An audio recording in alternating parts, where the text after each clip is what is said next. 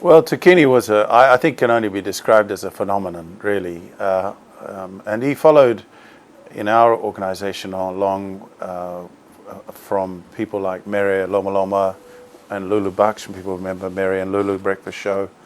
And of course, he would then carry on for a long time doing the mid-morning show, and he introduced a lot of new things in that show, including a little bit of talkback, which is remembering that FM 96 was a different kind of radio station. It was much broader in its format in those days. And straight away we could see that he had an exceptional, quite unique talent. He was a showman. He was, but he also had an incredible vocabulary. He was very smart. His presence was incredible. And also he developed over the years tremendous technical ability, which is something you don't really see behind the scene. But behind the scenes, the way he was running his studio was really quite unique, and he set new standards for radio in Fiji in those areas. And so he did bring that tremendous amount of energy to what he did. But at the same time, of course, like many people who are prodigies, and I would call Tukini a prodigy, he came with his challenges, and I certainly learned a lot from leading him, because we had to think a lot about how to manage and keep him on track and keep the show on the road. And it wasn't easy, I've got to say.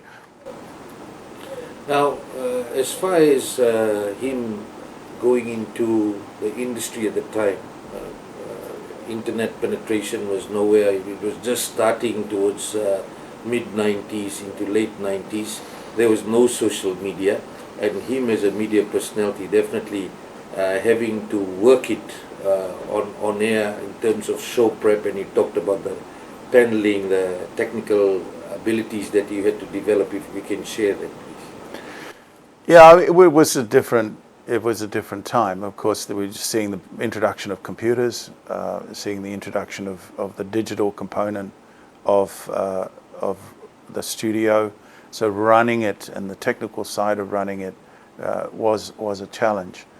He took to it very quickly and loved it, and in fact he brought that energy not only to what he was talking about and what he was projecting, but what he was doing behind the scenes. So he did have that exceptional talent, but that was a reflection of what he was. He was I said, tremendous presence, and always ready to challenge boundaries. I think that's probably the other thing that I will remember Tukini for.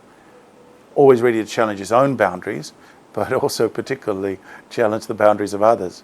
And so he was never afraid to take on an argument on and off the air, and never afraid to challenge the status quo. He loved that.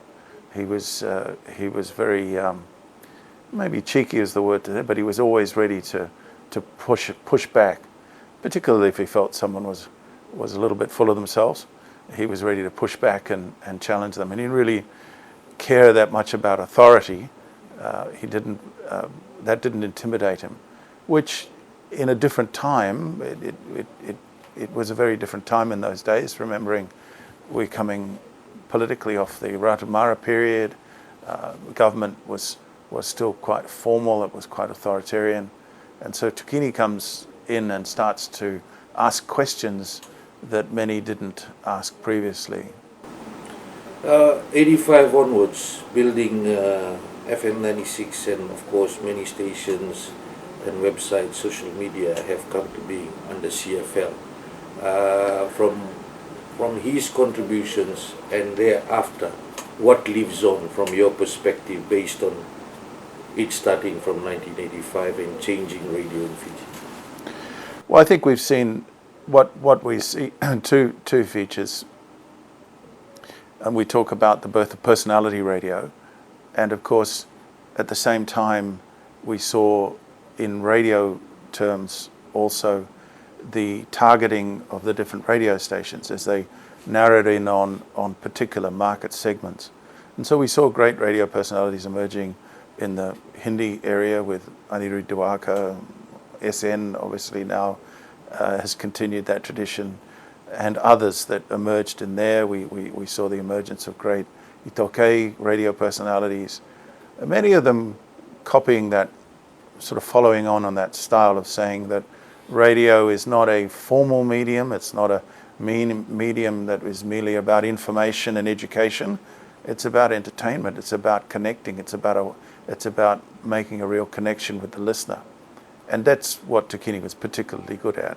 He was able to connect with that FM 96 listenership base in a unique manner, and he brought an energy to that which was exciting, and you never really quite knew what he was going to say next, and what he was going to challenge next, and who he was going to challenge next.